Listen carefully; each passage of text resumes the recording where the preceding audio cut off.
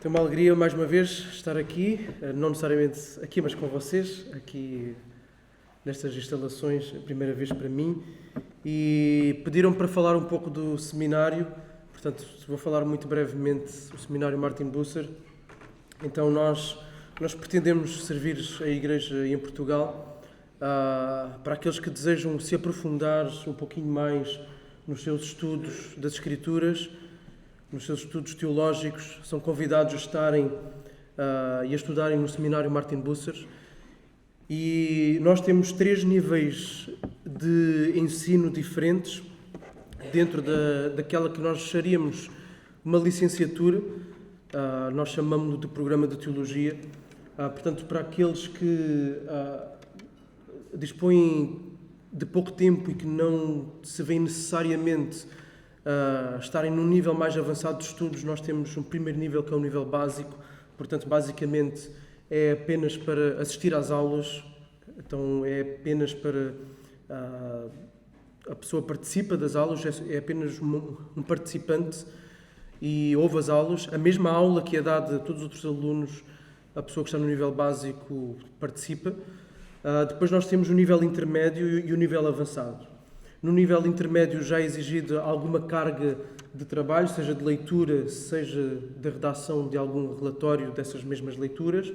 E depois no nível avançado existe uma carga de leitura maior e também uma carga maior de trabalho. Além disso, para aqueles que estão no nível avançado, temos a obrigatoriedade da participação na semana intensiva, é uma semana a cada semestre em Lisboa, na primeira Igreja Batista de Lisboa, em que temos professores convidados de fora, geralmente dos Estados Unidos e do Brasil, e juntamos durante uma semana para trabalhar as mesmas disciplinas que estão a ser trabalhadas durante o semestre, só que naquela semana de uma forma intensiva. Então, para aqueles que desejarem saber mais sobre o seminário, desejarem saber mais sobre o nosso programa de teologia, podem tanto visitar o site martinbucer.pt, como podem falar comigo. Agora, indo ao nosso assunto, nós desde ontem estamos a tratar de algo que, se calhar, há 20 anos ou há 30 anos atrás não seria tão necessário, não seria tão urgente, não seria tão premente se falar, que é a masculinidade e a feminilidade à luz das Escrituras. Isto porque a definição daquilo que é ser um homem, daquilo que é ser uma mulher, tem sido contestado na nossa sociedade de várias formas. Podem avançar o slide, eu não tenho aqui o... Pronto, eu vou ter que ir dizendo à medida para se ir avançando. Então, o que é que significa ser um homem? O que é que significa ser uma mulher? São perguntas que para nós pareceriam, como eu disse ontem, pareceriam tontas, pareceriam não fazer muito sentido há uns anos atrás. Mesmo para alguns de nós hoje parecem perguntas sem sentido. A questão é que nós vivemos numa sociedade que contesta estas perguntas. A questão é que muitas das nossas crianças frequentam escolas onde estas perguntas, onde estas definições são debatidas e não são tão claras. Onde ligamos as televisões, seja para assistir a um debate político ou para assistir a uma série televisiva ou para ver um filme, estas definições são cada vez mais diluídas, contestadas, ou, se as fizermos, até são ofensivas. Parecem-nos a nós perguntas básicas. O tipo de perguntas a que nós aprendemos a responder nas aulas de biologia. O que é ser um homem, o que é ser uma mulher. No entanto, no contexto atual em que nós vivemos e de uma forma cada vez mais pressionante, de uma forma cada vez mais premente e de uma forma, na verdade, cada vez mais desconfortável para nós que acreditamos em verdades que são estanques, que são verdades universais, que são verdades apresentadas pelas Escrituras. Estas são perguntas que têm implicações maiores daquilo que é possível perceber numa análise mais superficial. Podes passar ao próximo. Nós vivemos em dias em que muitas pessoas contestam a ideia de que o sexo biológico esteja necessariamente associado ao género, ok? As pessoas vão dissociar o sexo do género. Então é possível a pessoa ter um sexo e ter um género diferente. Na verdade é possível ter uma multiplicidade cada vez maior de géneros. Ou seja, esta percepção do ser-se masculino, do ser-se feminino, ela é diluída e, na verdade, ela passa a ser inexistente. Afirmam que o género é apenas uma construção social. Foi algo que foi construído, foi algo que foi herdado e não é algo que é próprio, que é intrínseco ao homem ou à mulher de acordo com os cromossomas que tem. E na nossa cultura ocidental não é fácil responder a estas duas perguntas iniciais. O que significa ser um homem? O que significa ser uma mulher? E eu estou a recapitular um pouquinho daquilo que nós falámos ontem para aqueles que não estiveram ontem connosco. Assim podemos todos começar mais ou menos na mesma página. Ou seja, existe um constante ataque de desconstrução, de desconstruir esta ideia que é feita em direção àquilo que é o ser-se homem e o que é ser-se mulher. E pela consequente confusão que devido a esses ataques está instalada no mundo em que nós vivemos, de facto nós vamos vendo que essa diluição afeta o funcionamento das famílias, afeta o funcionamento da sociedade e afeta também a Igreja. Então é urgente nós resgatarmos os conceitos de masculinidade e de feminilidade bíblica. Porque nós vivemos no mundo. Nós não somos do mundo, mas nós estamos no mundo. Nós temos colegas de trabalho, nós temos patrões. Nós estamos inseridos num contexto político, com decisores políticos que têm ideologias políticas, que tomam decisões legislativas, que têm influência na forma como as nossas empresas são geridas, como as nossas escolas são geridas, como o ensino é administrado no nosso Ministério da Educação. Por isso nós temos que resgatar estes conceitos de masculinidade e feminilidade bíblica. Caso contrário, quem vai definir estes conceitos são os outros. Se não formos nós a definir aquilo que tem que ser definido, os outros vão definir. Os nossos filhos vão vir para casa com definições que são dadas pelos outros. Se não formos nós a dar essas definições. Ainda que pareçam coisas básicas, ainda que pareçam coisas que nós dizemos, mas para que é preciso definir o branco por ser branco? Ok? Parece ridículo, parece absurdo. Mas chegamos a este ponto, em que o certo é chamado de errado, o errado é chamado de certo. E não há nada de novo debaixo do sol. Embora as coisas possam ter manifestações e expressarem-se de formas diferentes, não há nada de novo debaixo do sol. E Satanás sempre vai tentar desconstruir aquilo que é a verdade. Foi isso que ele fez no Éden. Foi isso que ele fez junto de Eva. Não foi assim que Deus disse. E começou a desconstruir a afirmação de Deus. Começou a desconstruir aquilo que Deus disse. Ainda estou no terceiro slide. Satanás começou a desconstruir. E é esta desconstrução que vai sendo feita. Esta é a forma de agir de Satanás. E dentro da Igreja, nos círculos cristãos, estas desconstruções começam a aparecer, começam a surgir. Por isso, há certas verdades que, afirmadas dentro do contexto evangélico português do século XXI, já não são subscritas por todos e deixam alguns desconfortáveis. E por isso é que a seguir, a segunda sessão, será uma exposição da primeira carta a Timóteo, do texto que fala acerca da responsabilidade dos homens e acerca da responsabilidade das mulheres, em que faremos afirmações absolutamente claras, mas que para alguns contextos evangélicos já são ofensivos. Porquê? Porque tem havido esta desconstrução. E não nos iludamos, essa desconstrução na sociedade, essas igrejas compraram esse tipo de discurso exatamente porque começou dentro da sociedade. E quando começamos a abrir certas portas dentro das nossas igrejas, quando começamos a abrir certos precedentes, outras portas serão abertas. A chamada rampa deslizante. A mesma coisa em relação à eutanásia. Aquilo que hoje se defende ou se procura defender no nosso país para o alívio do sofrimento daqueles que têm doenças crónicas, fatais, absolutamente irreversíveis, mais à frente poderá ser possível alguém ter acesso à eutanásia, não numa situação semelhante, mas porque o sofrimento ele não é medido de forma quantitativa, mas de forma subjetiva. Alguém pode dizer que está em sofrimento por causa de uma depressão crónica, pedir eutanásia e receber essa eutanásia. E isto não é novo em alguns países, onde a porta já foi aberta. E quem fala de eutanásia fala destes assuntos. Igrejas que abrem a porta para a perda da definição clara daquilo que é a masculinidade e a feminilidade bíblica e os respectivos papéis. Mais à frente vamos encontrar coisas que nós hoje, e que mesmo aqueles que abrem as portas hoje achariam um absurdo. Mais à frente há coisas que vão deixar de pensar ser um absurdo. E assim nós encontramos, por exemplo, quando caminhamos em Washington, D.C., onde sabemos, ok, há lá uma igreja. Quando eu falo em Washington, D.C., muitos aqui certamente vão associar Capitol Hill Baptist Church, a igreja do Mark Dever.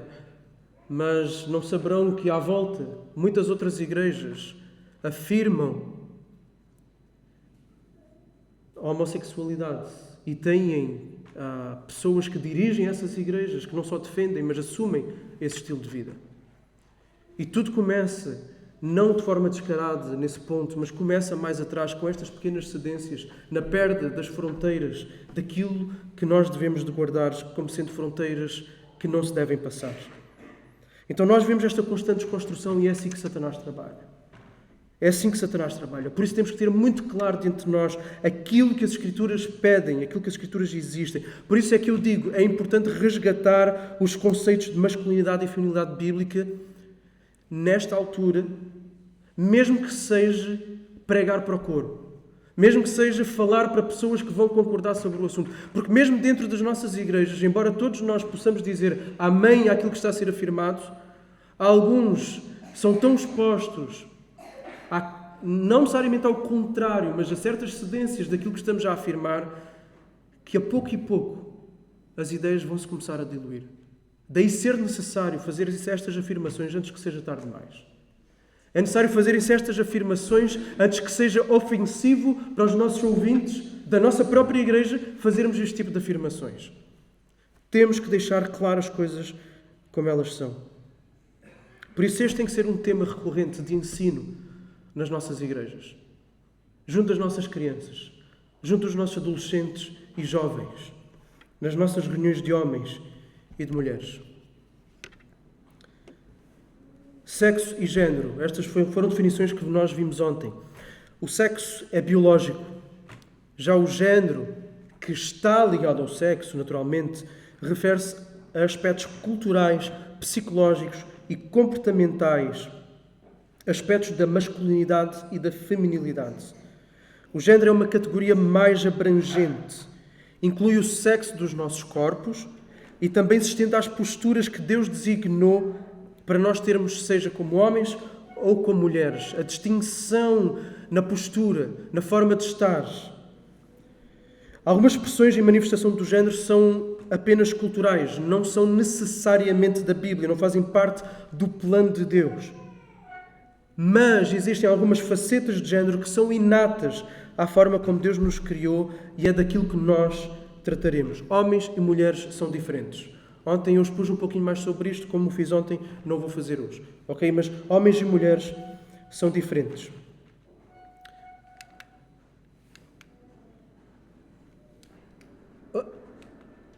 Uma coisa que nós temos que reconhecer é que as mulheres ao longo da história não têm sido tratadas com valor e com a dignidade igual em relação aos homens.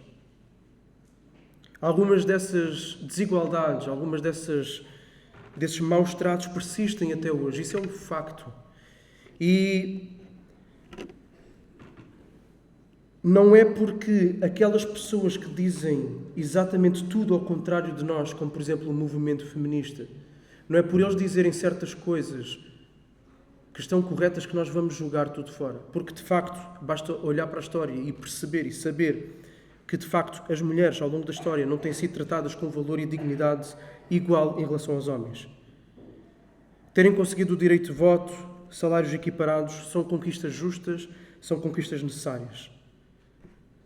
As distorções que o feminismo muitas vezes traz, que soam mais a ódio para com os homens e a uma negação da feminilidade, vem em parte por causa dos abusos e da falta de uma liderança masculina que é sacrificial e que é amorosa.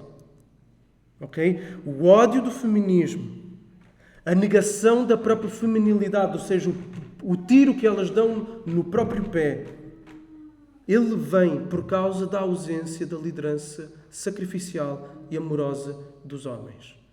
Portanto, a existência do feminismo, em parte, obviamente que ele é alimentado pela carnalidade, pelo pecado, mas em parte ele deve-se exatamente a esta ausência de uma liderança masculina que é sacrificial e que é amorosa. Aquilo que nós vimos ontem.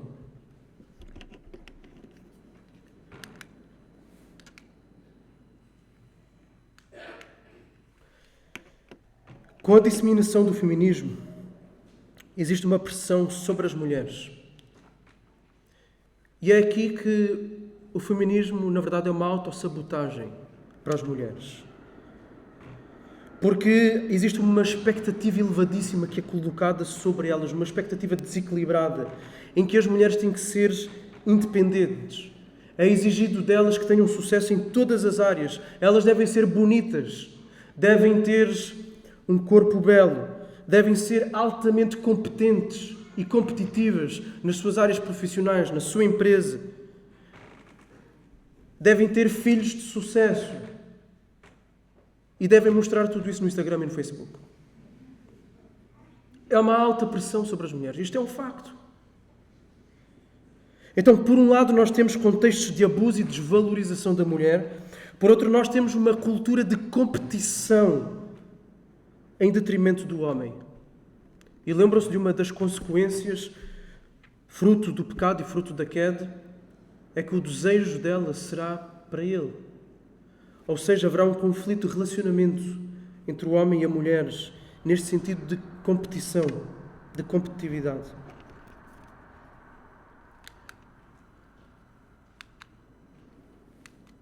Para trás.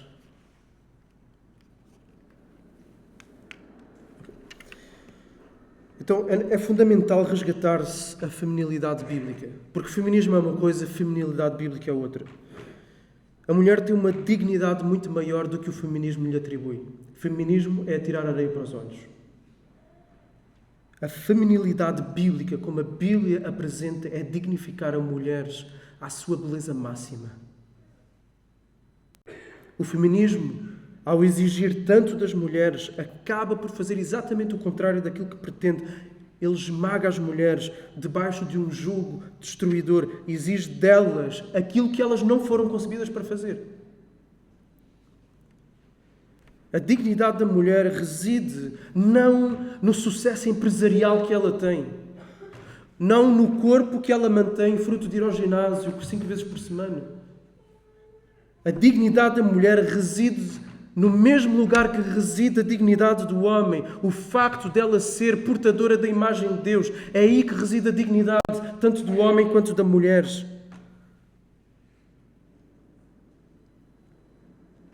E a mulher tem um problema mais destruidor do que o homem opressor. A mulher tem um problema muito pior, o seu pecado. Tal como os homens têm pecado e faz com que eles maltratem as mulheres, também o problema maior da mulher não é o homem, é o pecado. E todos, homem e mulher, têm o mesmo Salvador, Jesus Cristo. E em Cristo é possível resgatar de forma saudável, de forma harmoniosa, de forma edificante, a expressão da feminilidade. A verdadeira feminilidade bíblica, ela é libertadora, ela não é opressora. Já o feminismo, que se afirma ser libertador, ele é opressor.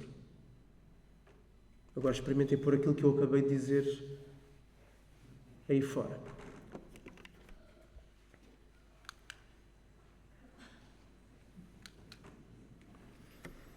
Nós vimos ontem, todos, homens e mulheres, devem buscar uma vida cristã piedosa. Todos.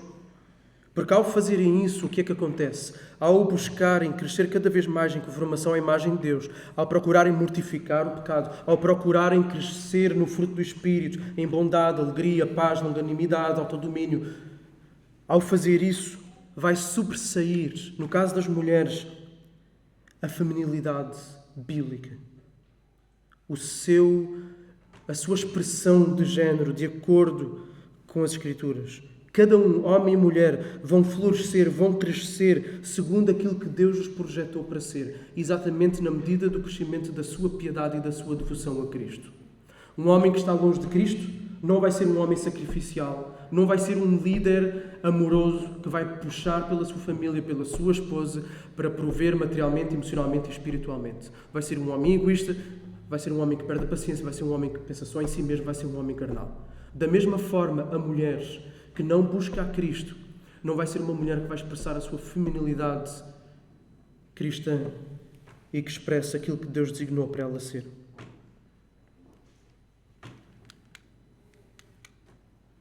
Então, o fruto do Espírito na mulher vai ser expresso, vai ser manifesto no contexto da sua feminilidade. Não como se ela não tivesse género, mas ela tem um género.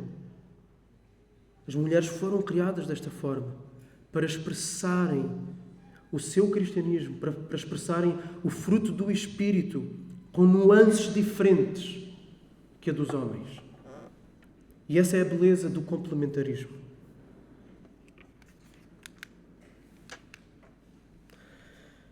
A criação está caída e viver a feminilidade pode ser uma luta para algumas mulheres.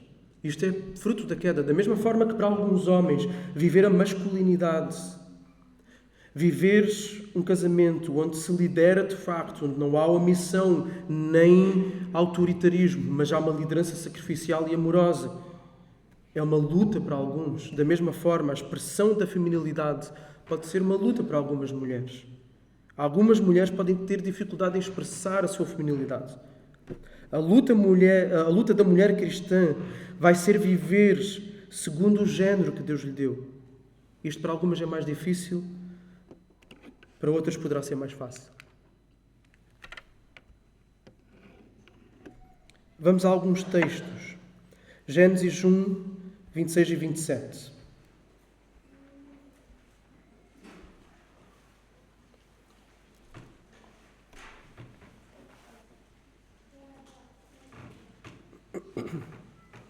Diz assim: E disse Deus, façamos o homem à nossa imagem, conforme a nossa semelhança, e domine sobre os peixes do mar e sobre as aves dos céus, e sobre o gado e sobre a terra, e sobre todo o réptil que se move sobre a terra. E 27. E criou Deus o homem à sua imagem, a imagem de Deus o criou, macho e fêmea os criou. Gênesis 1, 26 e 27 é fundamental. Vai ensinar que tanto o homem quanto a mulher foram criados à imagem de Deus. Falámos isso ontem, estou a repetir hoje. Por causa disso, os dois têm o mesmo valor, têm a mesma dignidade, têm a mesma honra. E precisamos afirmar isto tanto para os machistas, porque existem, quanto para as feministas, que também existem. Em Gênesis 1, nós encontramos um mandato que é dado a ambos. O homem e a mulher devem exercer domínio e frutificar e se multiplicar. Esta é a responsabilidade. Exercer domínio, frutificar e multiplicar. Depois temos outro texto que vamos ler também, Gênesis 2,15.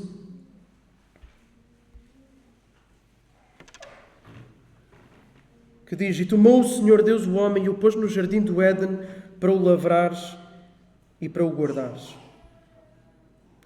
Deus criou primeiro o homem. Vimos isto ontem também.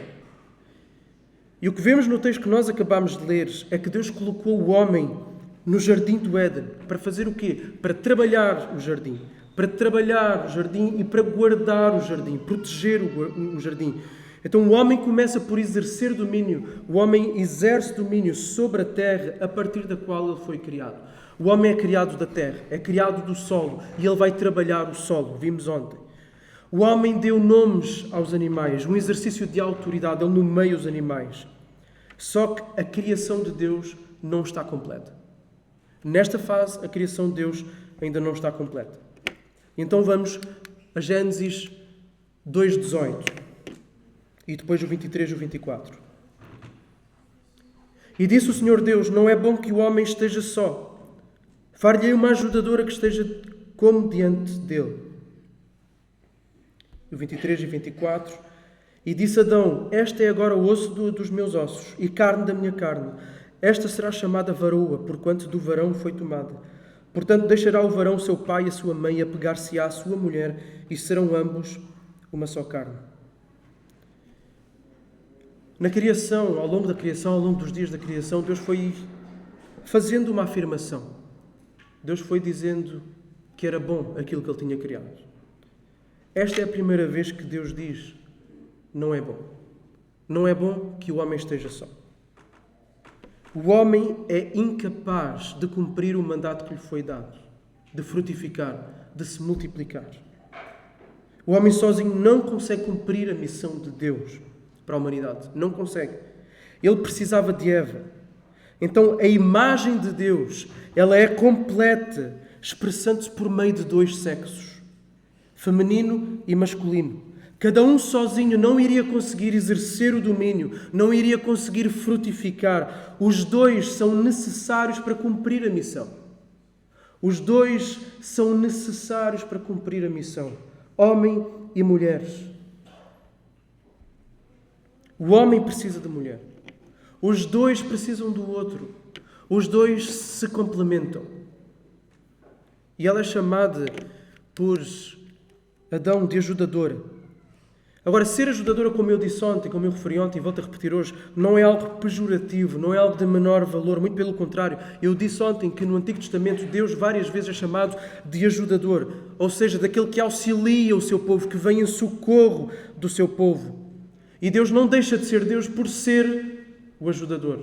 Não há uma diminuição na dignidade da pessoa de Deus por ser aquele que vem em auxílio, por ser aquele que serve, por ser aquele que se encarna, que se faz homem e vem servir, vem lavar pés e, em última instância, vem dar a vida. Da mesma forma, a essência da dignidade, do valor da mulher não é afetada pelo papel que ela desempenha em ser ajudadora e auxiliadora. Eva tinha dons e recursos que complementavam Adão. Ao estar sob a mesma missão de Adão, em submissão, na mesma missão de Adão, ela é que iria complementar as fraquezas de Adão. Ela é que iria melhorar, aprimorar, fazer brilhar ainda mais as qualidades de Adão. Ela devia usar sabedoria, sensibilidade, criatividade, forma de ver, em que os dois complementam a missão que lhes foi dada. Um outro texto, Gênesis 3, 16.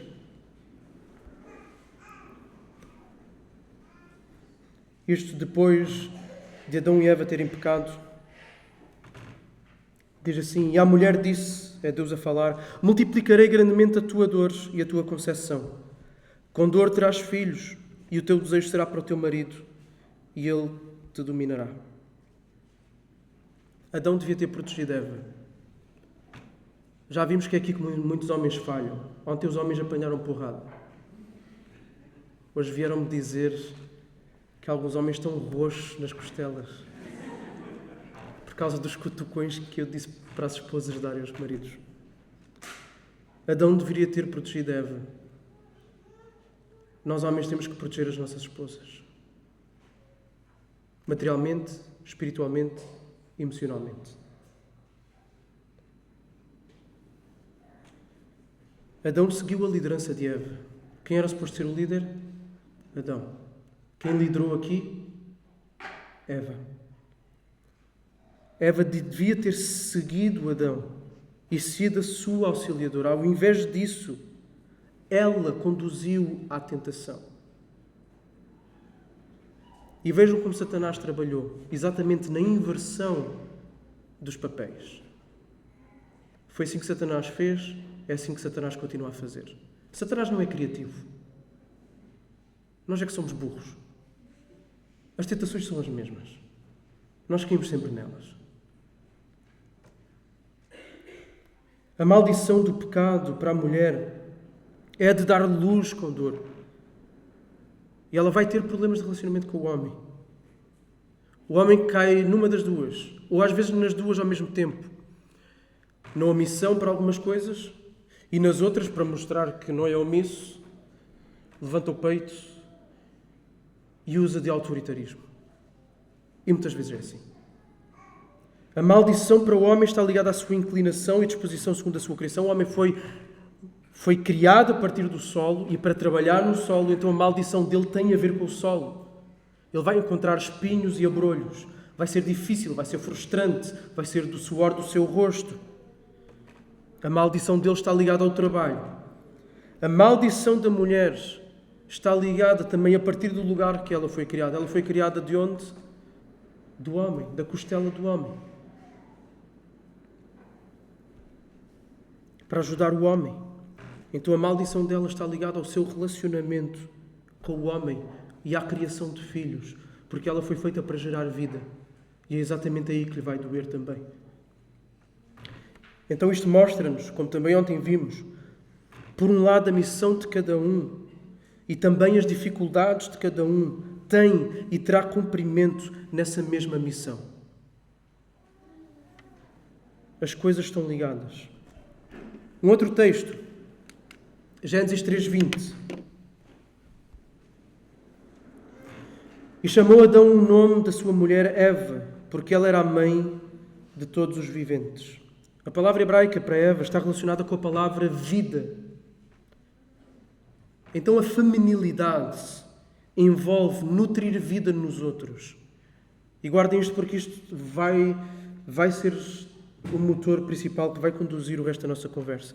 A feminilidade envolve nutrir vida nos outros. Não apenas vida física, no sentido de se dar à luz uma criança, mas nutrir vida emocional, nutrir vida espiritual. Ter filhos é uma forma de gerar vida, sim.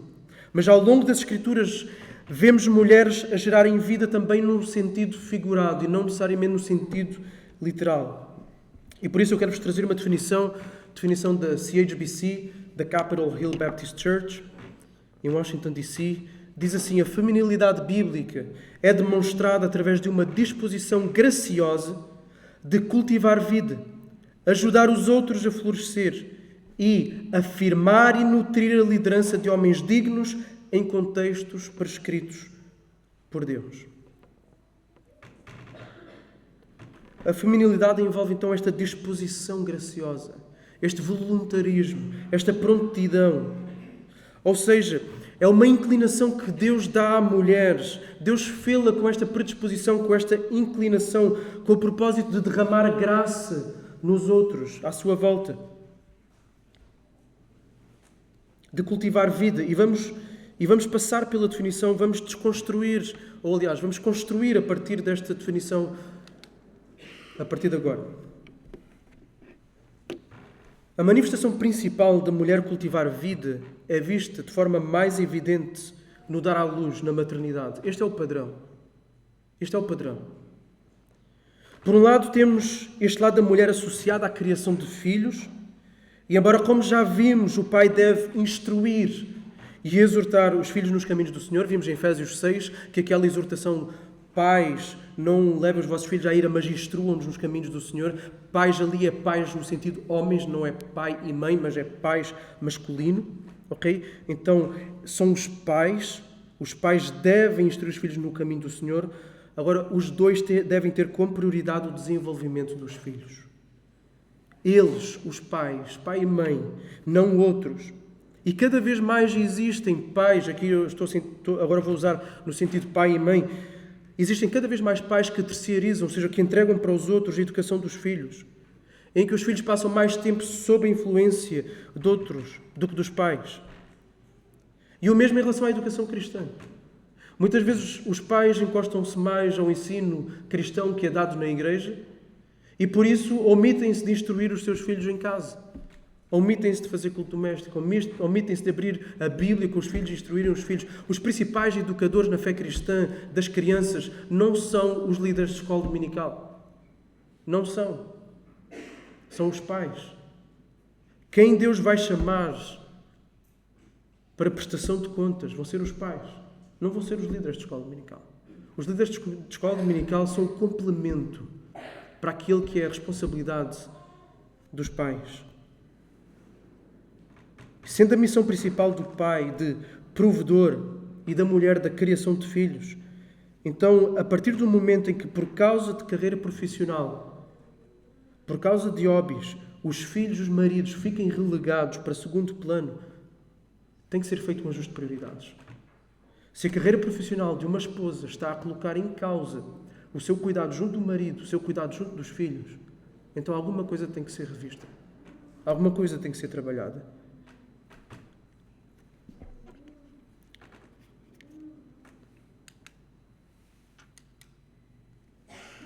Agora, nem todas as mulheres têm filhos.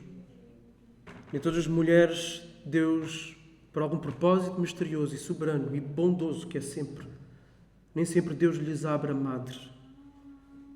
Mas isso não significa que essas mulheres que não conseguem ter filhos não possam cultivar vida. O impulso de cultivar vida nos outros é um traço feminino. É um traço feminino que é universal e não é apenas restrito àquelas que são mães biológicas. A famosa mulher de Provérbios 31, se nós olharmos, ela não dá vida só aos seus filhos, mas ela produz vida naqueles que estão à sua volta também. Se repararem, ela ajuda os pobres. Ela fala de forma sábia. E falar de forma sábia é promover o florescimento de quem está à nossa volta. Ela fortalece a liderança do seu marido. Ela fala bem do seu marido à porta da cidade. Isso é promover vida, isso é cultivar vida.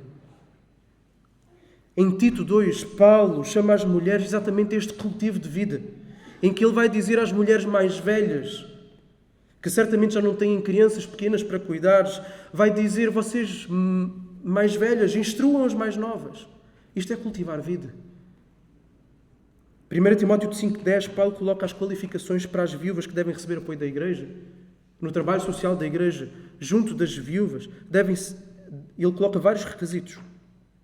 E um deles é que elas têm que ser mulheres que foram hospitaleiras, que foram cuidadoras, que foram sensíveis, disponíveis, mulheres de boas obras. Mulheres que demonstraram hospitalidade, que lavaram os pés aos santos, que cuidaram dos aflitos.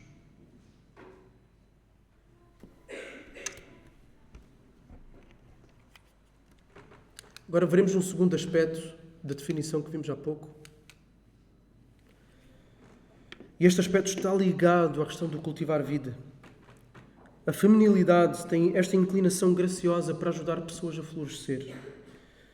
Como nós já vimos, Gênesis 2,18 apresenta a mulher como uma ajudadora, uma auxiliadora. Ela foi criada à imagem de Deus, ela carrega essa mesma característica que Deus também tem. Deus é chamado de ajudador, de auxiliador, aquilo que auxilia o seu povo. Por exemplo, no Salmo 70, versículo 5. Quando as mulheres confortam, quando as mulheres fortalecem, ministram, servem, encorajam, renovam e nutrem outros, elas estão a demonstrar este caráter auxiliador e ajudador de Deus. Às vezes, aqueles conselhos mais reconfortantes que todos nós recebemos, sejamos homens e mulheres, vêm de onde? Vêm de mulheres. Os homens são os brutamontes. Os homens dizem as coisas assim, como nós dizemos no Algarve, a papo seco. De qualquer maneira, de forma bruta, às vezes pouco sensível. E a mulher tem aquela sensibilidade.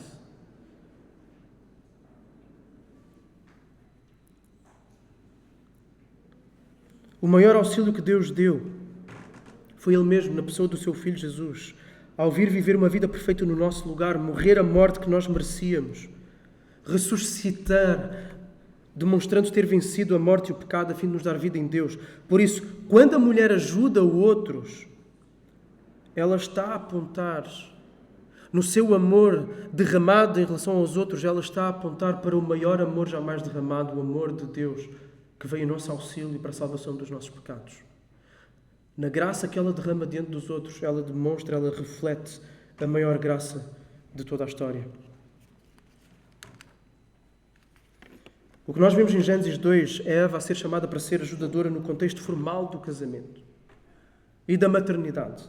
Vemos Eva a ser chamada para seguir alegremente a liderança amorosa de Adão. No entanto, de forma geral, em termos gerais, nós encontramos esta inclinação geral das mulheres para serem auxiliadoras noutros contextos, não só dentro do casamento. Obviamente varia de mulher para mulher, varia de cultura para cultura, mas esta tendência, desta prontidão para ajudar, para suportar, para cuidar dos outros, não é algo que é só despertado na mulher que coloca uma aliança no dedo. É algo comum da mulher. Quando é necessário fazer alguma coisa na igreja, quem são os primeiros voluntários? Nunca são os homens. Ou raramente são os homens. Muitas vezes são as mulheres que se oferecem, que se levantam, que vão e fazem. Ela tem esta disposição que se manifesta de várias formas, em vários contextos. Porquê é que às vezes nós usamos esta expressão? Falta aqui um toque feminino. Precisamos de uma sensibilidade feminina. Faz falta aqui uma mulher. Porquê? Harmonia, beleza, um senso de organização. Mas, por outro lado, pensemos na coragem de ajudar a todo o custo. A partir do exemplo de Raabe para com os espias, ou então Esther para com o seu povo. Pensemos nas mulheres, nas parteiras, no Egito, que desafiaram a ordem do faraó para salvar aquelas vidas. Ou as mulheres que sustentaram o ministério de Jesus financeiramente. Ou Febe, que é destacada pelo apóstolo Paulo na igreja de Roma. As mulheres têm esta inclinação, esta tendência de ajudar, de suportar, de cuidar. Estes exemplos de mulheres que nós encontramos na Bíblia, ao serem auxiliadoras, não é por serem mais fracas, porque ser ajudador não é fraqueza. Muito pelo contrário. Ser ajudador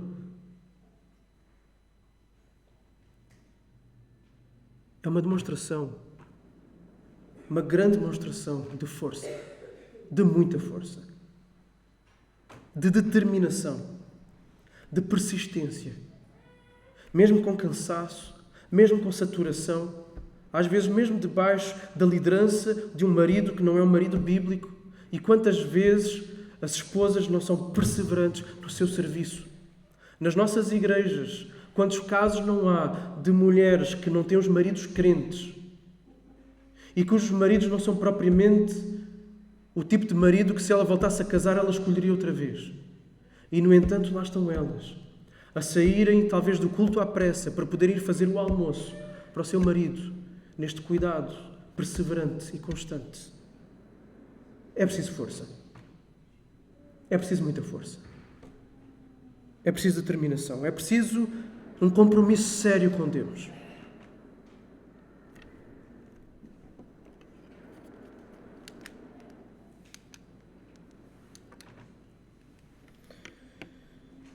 Como auxiliadora, a mulher também deve afirmar, por um lado, receber, por outro, e nutrir a força e a liderança de homens dignos em contextos prescritos por Deus.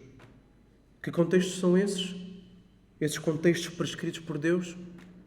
O casamento e a igreja. Vamos ler Efésios 5, 22 a 24 e depois o 33. Efésios 5.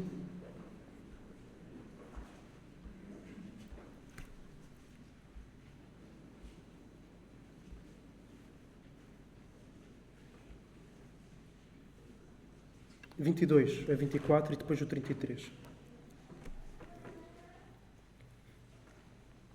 Aqui está um versículo politicamente incorreto. Vós, mulheres, sujeitai-vos a vosso marido como ao Senhor, porque o marido é a cabeça da mulher, como também Cristo é a cabeça da igreja, sendo Ele próprio o Salvador do corpo. E o 33. Assim também vós, cada um em particular, ama a sua própria mulher como a si mesmo, e a mulher reverencie o marido. Isto, para alguns lá fora, são frases absolutamente machistas, arcaicas. Isto é chamar a mulher a ser capacho, é chamar a mulher a ser pisada pelo homem. É uma hierarquia militar onde não interessa aquilo que pensam os subalternos. Só que não é nada disso que a Bíblia apresenta. Submissão é estar com o outro na mesma missão. Lembram-se daquilo que eu disse no início? O homem tem uma missão que não pode cumprir sem a mulher. Ponto final, parágrafo. Então a submissão da mulher é exatamente este complemento para que os dois juntos possam cumprir a responsabilidade, a chamada, o mandato que Deus lhes deu. É reconhecer que no casamento o homem foi colocado como líder, como cabeça, e a mulher deve confiar em quem Deus colocou para ser o guia. Aquele que Deus colocou para ser o pastor, protetor e provedor da família. Agora, muita atenção aqui. Essa autoridade não é uma autoridade final. Essa autoridade é uma autoridade que é delegada. É uma autoridade que é parcial. A autoridade do marido sobre a esposa é uma autoridade delegada, parcial, dada pelo próprio Deus. Na dança é a mesma coisa. Numa dança, em pares, obviamente, os dois têm que dar passos sincronizados. Mas na dança há um que lidera. Porque se não houver, vai ser o caos. Para quem conhece minimamente dança de pares, sabe que é assim que funciona.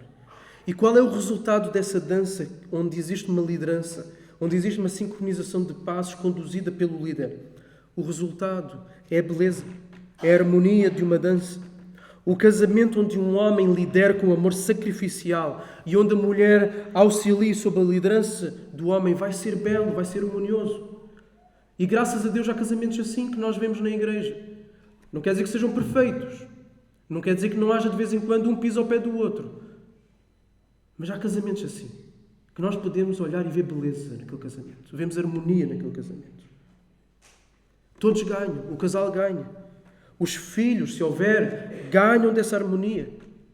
A igreja onde esse casal se encontra ganha, porque esses casais tornam-se influentes. São uma vitrine, são uma exposição daquilo que é o relacionamento entre Cristo e a igreja. Porque é suposto que um casamento seja isso. Uma amostra visível, palpável, concreta, uma referência daquilo que é o relacionamento entre Cristo e a Igreja, daquele que ama e que se dá sacrificialmente e daquela que se submete e que ama. Todos ganham, a Igreja ganha, a sociedade ganha.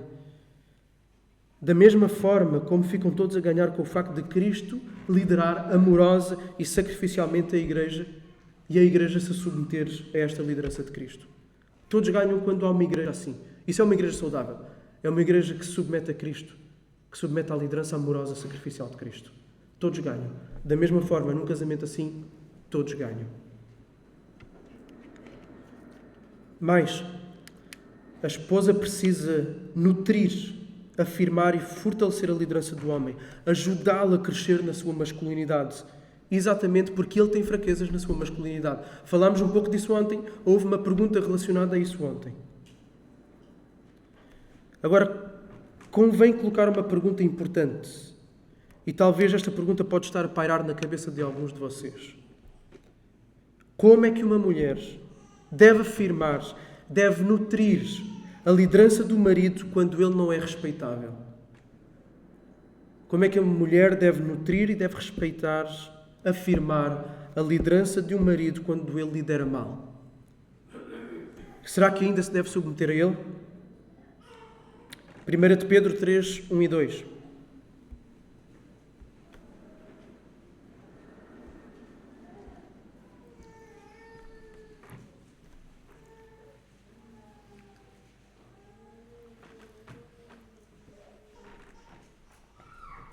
Primeiro de Pedro 3, 1 e 2 diz: semelhantemente, vós, mulheres, sede sujeitas ao vosso próprio marido, para que também, se algum, ou seja, se o marido não obedece à palavra, pelo procedimento da sua mulher, seja ganho sem palavra, considerando a vossa vida casta em temor. Então a resposta que Pedro nos dá é, normalmente, sim. Qual foi a pergunta? Como uma mulher deve afirmar e nutrir a liderança do marido quando ele não é respeitável ou lidera mal? Será que deve submeter a ele?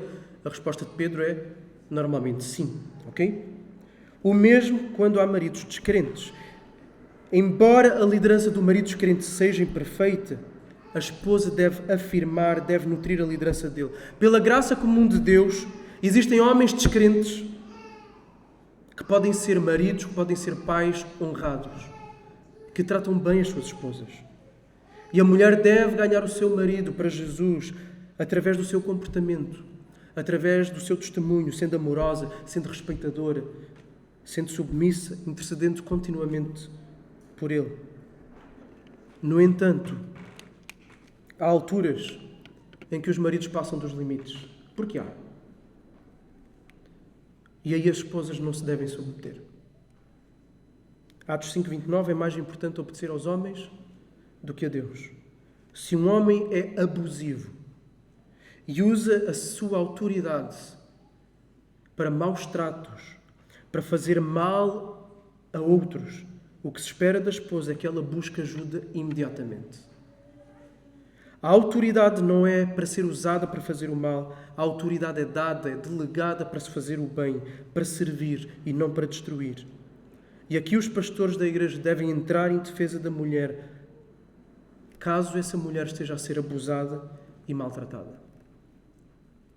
Conheço um pastor amigo meu que já teve que ir tirar uma mulher de casa por estar a sofrer maus tratos físicos e ter que levá-la para ficar num hotel ou num sítio onde ela pudesse estar protegida. Ao mesmo tempo, a mulher deve procurar orar pelo arrependimento e pela transformação desse homem. Na igreja, as mulheres também se devem submeter à autoridade dos presbíteros. Então, nós vimos já 2 contextos em que esta submissão das mulheres em relação a homens tem que acontecer casamento, mas também na igreja. As mulheres devem submeter à autoridade dos presbíteros. Agora, atenção, não da mesma forma que aos maridos, ok? Não da mesma forma que aos maridos, naturalmente. Existe uma submissão da mesma forma que os membros devem seguir os seus líderes, conforme nos diz Hebreus. Então, as mulheres, também sendo membros daquela igreja, devem seguir a sua liderança. E a liderança é composta exclusivamente, por causa daquilo que a Bíblia nos diz, por homens. Agora, e fora da igreja? Então, mesmo em áreas onde a submissão não é prescrita, ou seja, não é uma ordem, não é um mandamento, não devemos nos surpreender de encontrar mulheres que expressam a sua feminilidade ao encorajar homens a exercerem a sua responsabilidade masculina de proteger e prover para outros. Uma mulher que não seja a minha mulher não se deve submeter a mim, mas pode mostrar a sua feminilidade e os seus traços de feminilidade para comigo, me encorajando, orando por mim, dando-me conselhos com a sua sensibilidade feminina, para que eu possa fazer um melhor trabalho como homem, um melhor trabalho como líder, nas várias esferas da minha vida, sejam elas quais forem. Então uma mulher pode exercer a sua feminilidade junto de outros homens. Ela não tem que se submeter diante de outros homens, mas ela pode exercer a sua feminilidade junto de outros homens.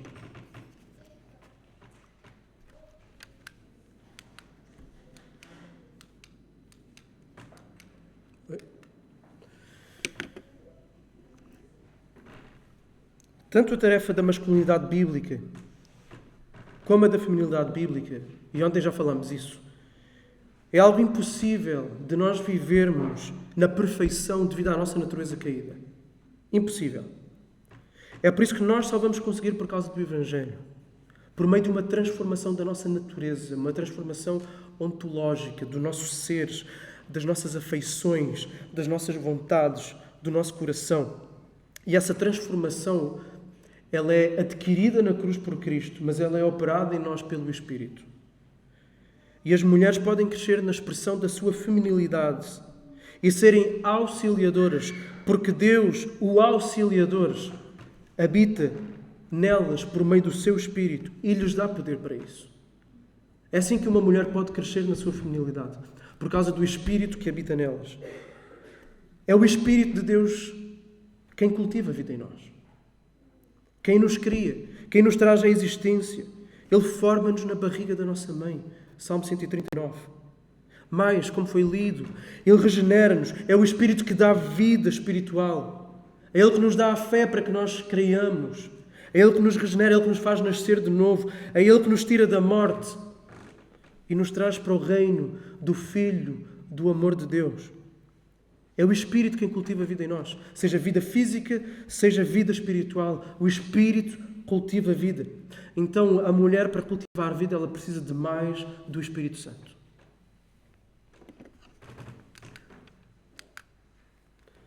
O Deus ajudador também é o Deus que faz florescer. Ele faz florescer. Ele não só nos cria, Ele não só nos regenera, mas Ele nos santifica. Ele faz florescer a nossa vida cristã. Ele nos purifica. Ele leva a nós confessarmos os nossos pecados. Ele leva-nos a nós desenvolvermos em nós o fruto do Espírito. Ele leva-nos a desenvolvermos a nossa piedade, a nossa consagração cristã. Ele faz-nos florescer. O Espírito faz-nos florescer. Ele cultiva a vida em nós, ponto 1. Ponto 2, Ele faz-nos florescer. E o mesmo Espírito habita em todas as mulheres para lhes dar poder para ajudarem a florescer aqueles que estão à sua volta, para ajudar a florescer os maridos, os filhos, os homens da igreja e a sociedade em geral.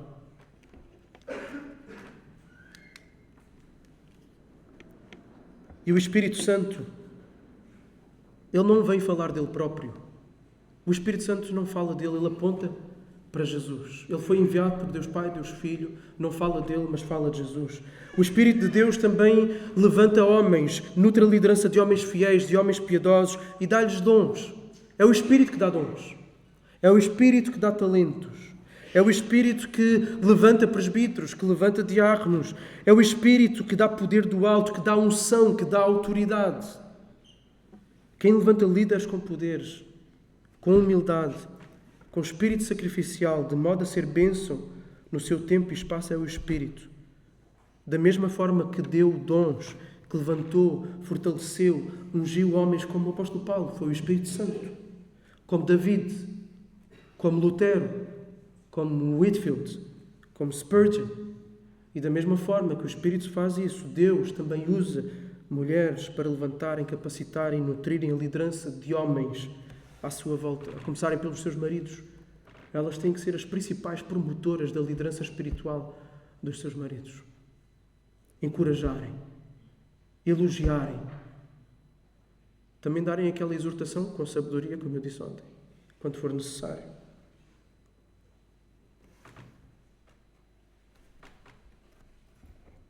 Quando a mulher é de facto ajudadora, ela espelha Deus.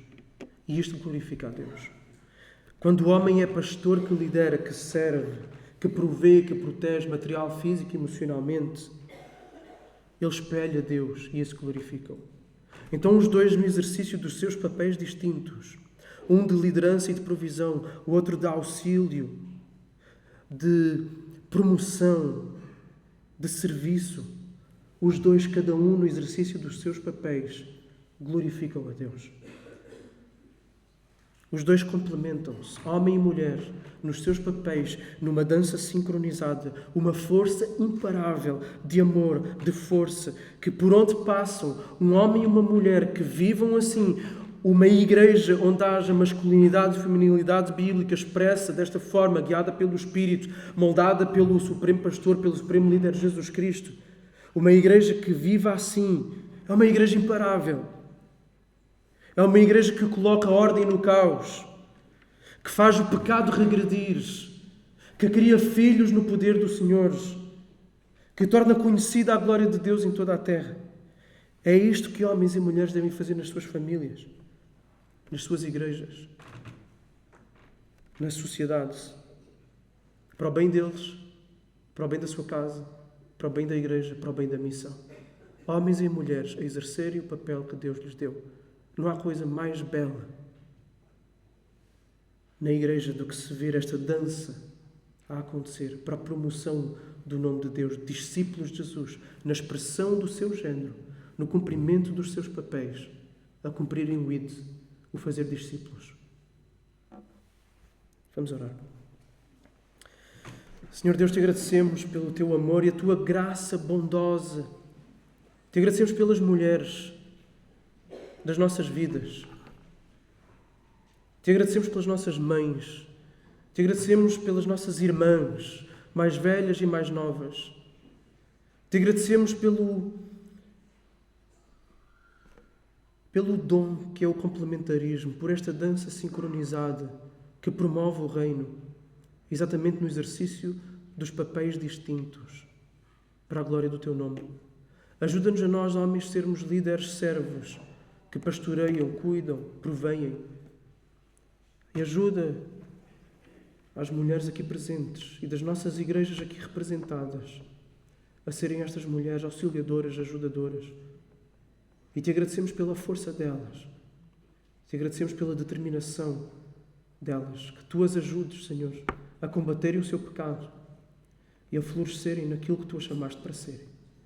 E, Senhor, e que nós juntos, numa sociedade que cada vez mais distorce, dilui e afronta esta distinção bela, abençoada de papéis, ajuda-nos a afirmar e a vivê-los, Senhor. Para a tua glória, no nome de Jesus. Amém.